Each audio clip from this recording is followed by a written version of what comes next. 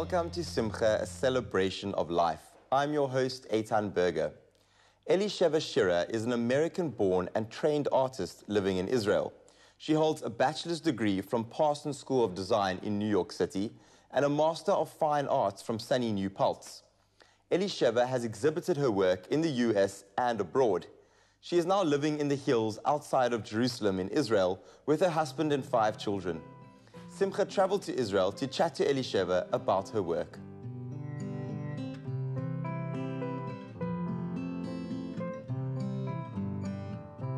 I look at my life in like 2 tracks. One is the track where I take care of my family, my community, I try to serve God. And then the other track is my painting. So it's like a double track that I'm always on. I feel that I'm always working on one thing or another, one of these 2 things. And I came to Israel about 20 years ago. I very much wanted to be here. And it was really a gut move. Like I just felt like this is where I was meant to be, and this is where I wanted to be. And I also was a painter, and I wanted to paint, and I wanted to raise a family, and I wanted to be a wife and a mother. And so that's basically who I am, is trying to do these 2 things to the best of my abilities. My inspiration comes from several things. A lot of it depends on what's going on at the time, but my underlying inspiration, I feel, is a lot of colors, nature, and then different subjects come up, and sometimes I don't really know what to paint, and so I just do abstract, and I try to just kind of get myself going again. But most of the time I'm actively looking for inspiration when I don't have it, and a lot of times it's nature. The landscape gives me endless inspiration, because I just feel like I see the hand of God everywhere, and especially in Israel. It's so beautiful here and everywhere I look, and it's always changing, so it's really never boring because of the seasons and different scenes. And I just try to think about colors that I want to use, and different compositions. And then other times it comes from outside, like when I had the series of the Beit HaMikdash that somebody else asked me to do. So this painting describes the workshop where they wove, the women had a workshop where they wove the curtain that covered the ark in the temple. And I had to do quite a lot of research on the 3 basic, there was 3 basic elements that went into the weaving. One is the actual weaver, and then was the dyers, and these are the spinners that take the wool and turn it into a string or yarn. And I did 20, 30 sketches on every aspect of it. And it was a very challenging piece because I had to fit them all into the composition in a way that was interesting and not like linear, like all lined up. I was trying to make it like interesting, and at the same time really show each thing that was happening. And so I kind of brought the colors down to 3 basic colors, which is this kind of like scarlet red, to pink, and then the turquoise, and then the background I made it like this kind of light ochre to unify it. So that was some of the challenges, that there was just so much to put into the picture, and at the same time it had to all come together. I got involved with the project because somebody referred me to this woman who, Tzipora Fields, who has a business taking people on tours to Har HaZeitim and to look at the Beit HaMikdash. And she does like slideshows on the Beit HaMikdash, and specifically women in the Beit HaMikdash. So when she called me, I was really excited, because this is a theme that I feel is through my artwork all these years, is women and Torah and women and mitzvot, and I've always felt very strongly that I wanted to portray women, because I felt that in the art world there's so much portrayal of men in Jewish themes, which is great, but I felt like I want to portray women. There's not so much of that, and not only do I want to look at it, from others, but I wanted to do it myself. So I had to do a lot of research to understand exactly what the laws were of women in the temple and what their roles were. The woman who asked me to do the paintings told me a lot, so it was also very exciting because I was learning all these new things, and I really had no idea that women played all kinds of roles in the Beit HaMikdash, in the temple. But I really enjoyed it, and I really threw myself into it, and I spent hours and hours on the pictures, and I just found it was a great inspiration for me, because it kind of took all the things that I had done up till then and put them to use. And so that was an inspiration that came from outside of myself, and other times the inspiration is more internal.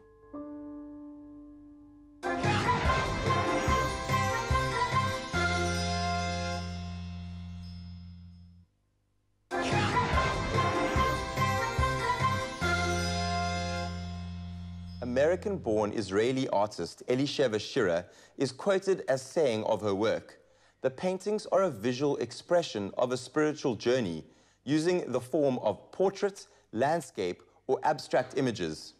According to Elisheva, this internal quest is about finding and reclaiming all the lost places within. Her most recent work, the Lost Princess series, has seen her move towards more fantasy-based images.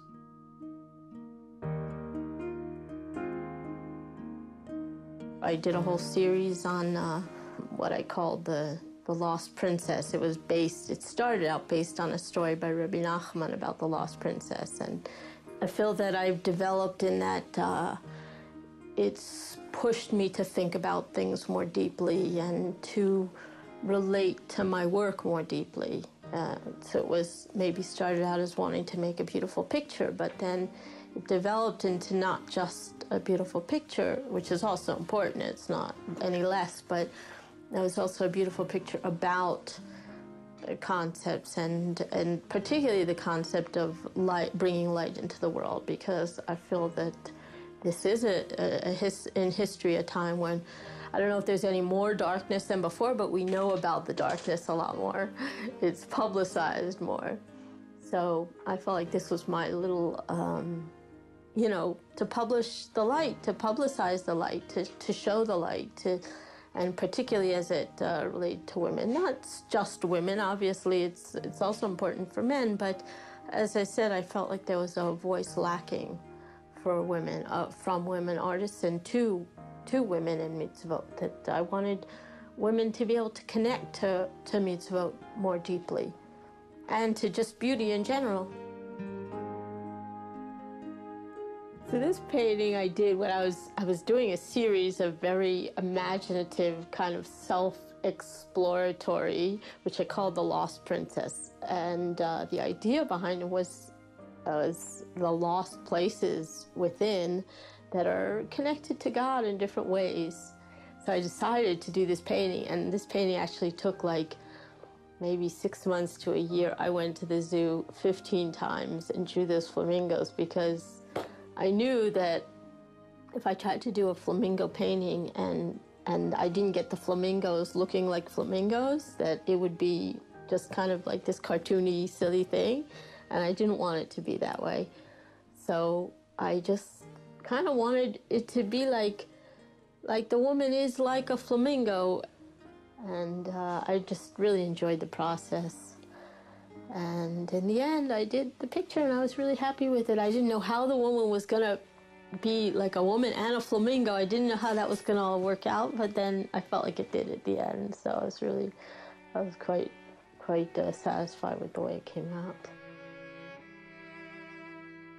My process is about the multi-layered, because the reason is because that's how I see the world, and that's how I relate to God, basically, that I feel that God gave us this incredibly complex, beautiful, multi-layered existence, and that's the beauty of it. It's also often, unfortunately, the sadness and the difficulty and the challenge. But I feel that everything is so, that's the richness, and so that's the thing that also inspires me, is very much so, is the richness of life and the richness of the beauty, that you just see all this complexity in nature, and so I try to capture some of that with my artwork. The thing that I would like to get across with my landscapes is it's a few things, actually. Sometimes it's like the mood of a place. A lot of times it's the mood. That's the thing that I connect to, that first, you know, opens it up, that I want to paint it at all. And then also the colors. I always try to find new color combinations and in nature, and bring them together in a way that's a little new, a little interesting. And also organization. Like, I feel like nature's this vast, chaotic, you know, presence, and I try to take a little frame around it and organize it. For me, to do my art is like speaking or breathing. I just try to just do it every day and not worry about it too much. And then when I get excited about a project, that kind of keeps me going in life. And for me, it's all like wrapped up. I don't think about one thing separate than the other. But it's very much an extension. I mean, yeah. Sometimes I think like, oh, it's just taking up too much time and it's making a mess. I'm like, gonna take a break. I don't need to do this for a while. It lasts for like a day, and then I'm just like, okay. You know, I feel like it's like the oil that keeps the machine running smooth in my life.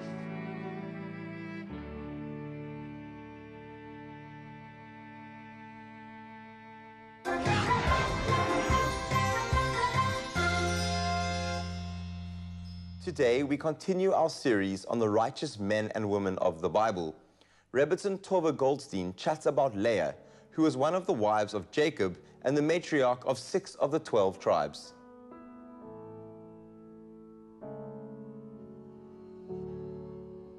To me, Leah was and is an incredible inspiration to all of mankind. She is a woman who was determined to change her destiny. She didn't just sit back and let life happen. She was absolutely so sure of what she wanted out of life and was determined to make that a reality. So the story goes that Leah and her sister Rachel, were both destined to marry brothers. And their names were Yaakov and Esav, Jacob and Esau. And it would be this 2 amazing, unbelievable, incredible, powerful couples that would bring a new level of Judaism to the world that had never been experienced before. That was going to be their role. The problem was that Esau didn't want any part of it, and he left the ways of Judaism and became a completely different person. But Leah was still destined to marry him. And the reason why she was destined to marry him is that it describes them as very different people. Leah and Esau were both very outgoing. They were both very social. They were very much with the people. And they really, as a couple, they could have really made a very big impact on people who were searching for something more and searching for more meaning in their lives. Whereas Jacob and Rachel, they were much quieter, they were more homely, they were the sort of people that would have people over for Shabbat meals, for example, or they would make much more deeper, more intimate connections with individuals. And having those 2 couples together, the people who were out there bringing the people in, and then the more intimately, more individualized sort of couple, you really could have had this absolutely perfect way of seeing Judaism and of being brought in and seeing the beauty of this religion. And that was what their destiny was. But Esau changed his destiny by walking away. And Leah did not want any part of that. She still wanted to have that incredible ability to bring people in and to go out there and show people what Judaism really was about. And so through her tears and through her prayers and through her absolute inner strength and determination to change her destiny, she did. And what happened with her in the end was that her and Rachel, her sister, both married Jacob. And the two of them, Rachel and Leah, together were this unbelievable force and incredible sisters. And they brought about, they ensured the continuation of the Jewish people together with Jacob. There was one issue, though, that was something that really came between them very unfortunately, and it wasn't something that they wanted to come between them, and that was children. Leah was blessed to have children, and Rachel was not. Rachel really struggled to have children, and Leah was a much more fertile woman. And at one point, Leah was pregnant, and so was Rachel, which was really a great joy to everybody. However, Leah was already onto her 5th child, and she did not want to have more of the tribes than Rachel was going to have. And so she davened to Hashem, and this is also Leah coming in with her unbelievable power of prayer and her unbelievable determination to change that destiny. So Leah prayed to Hashem, and with every ounce of her will, she prayed to Hashem that her son that she was having would actually be a daughter, and that Rachel would have the son, that she would have one of the 12 tribes. And that is what happened. And Leah gave birth to the 13th, which was Dinah, which was a daughter. So in actual fact, there were 12 sons that they had, as well as Dinah, who also grew up to become an unbelievable, incredibly powerful person. And it actually says that a lot of the stuff that Dinah brought into the world was because she actually started off as a male soul and then became a female soul. So she brought a whole new combination and all different elements into Judaism that no one else could do, because she had both of those, whereas all of us generally have, well, we think, have generally one gender. She brought two into one very unified whole, and brought that into Judaism, which was quite interesting.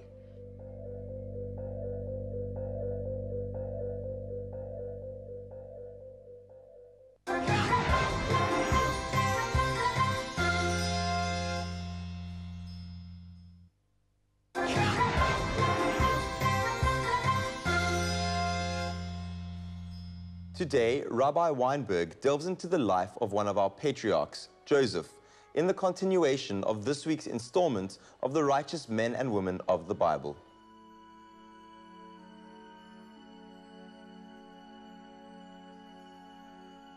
One of the great personalities of the Bible, certainly somebody who has captured the imagination of much of popular culture, would have to be Joseph, or Yosef as we call him in the Bible. Yosef is brought up in tremendous privilege. A father who favors him, gives him extravagant gifts. According to the deeper elements of the Torah, the Kabbalah, Yosef is also born with tremendous spiritual gifts. And so the opening scene of Yosef's life is when he suddenly has these dreams. Dreams of grandeur, dreams of tremendous achievement, dreams that in his innocence, sharing them with his brothers, invoke a remarkable amount of jealousy. And so Yosef's story, well chronicled and well told, is a story of brothers jealous with Yosef, who eventually kidnap him, sell him into slavery to Egypt, where in fact his dreams start to come true. And Yosef, eventually first a slave in Egypt, then a prisoner in Egypt, pulls himself out of the dungeon of gloom and becomes the viceroy, the vizier of the entire Egyptian empire under the pharaoh of that time. How does he do it? What lessons can we learn from his story? The Torah is replete with references that teach us tremendous insights into Yosef. Yosef, in his spiritual grandeur as well as his physical, attractive personality and persona, is considered by the Kabbalah as one of the Shiv'a Ro'im, one of the 7 shepherds of Judaism. So in addition to the forefathers that we have, and the four mothers. We have the shepherds. And these shepherds in the Kabbalistic model represent those who nurture the Jewish people with faith. Yosef is a crucial element in nurturing the Jewish people with not only good character, but an important faith in God.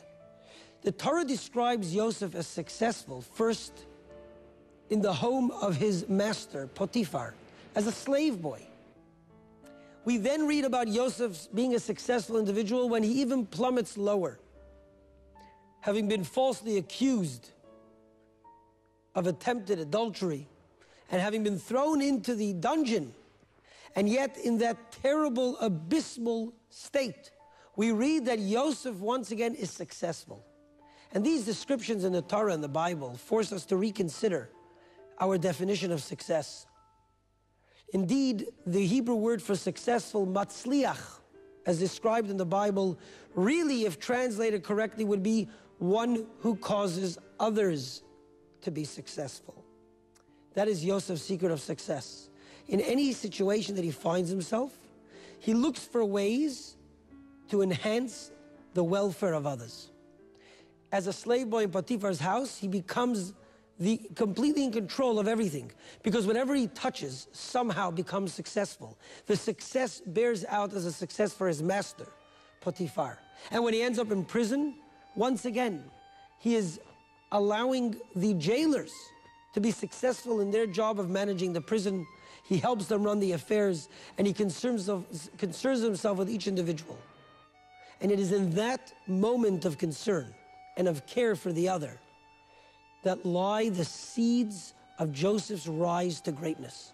Because it is through interpreting their dreams that Pharaoh hears about his power to interpret dreams. He interprets Pharaoh's dreams and ends up becoming the second most powerful person perhaps in the world at that time. Because Joseph knows the secret of success, worrying about others. In his own lowly state, he concerns himself with the other. He notices the imperceptible shift of mood in people who are already in prison. He concerns himself with what's wrong, and through helping them, he rises to greatness. And perhaps his greatest moment is when he is able to forgive his brothers. Not in a passive-aggressive manner, not just to be polite, but truly sees that their actions of sending him into Egypt were part of the Almighty's plan, so that he can rise to the greatness that he did in order to provide for them in a time of famine.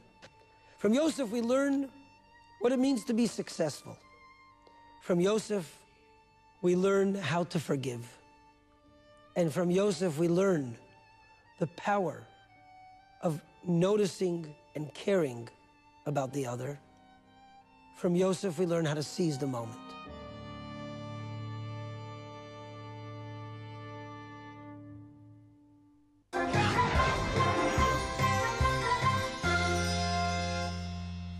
Today's segment of Pirkei Avot is from chapter 3, Mishnah 15, and comes from Rabbi Akiva, who would say,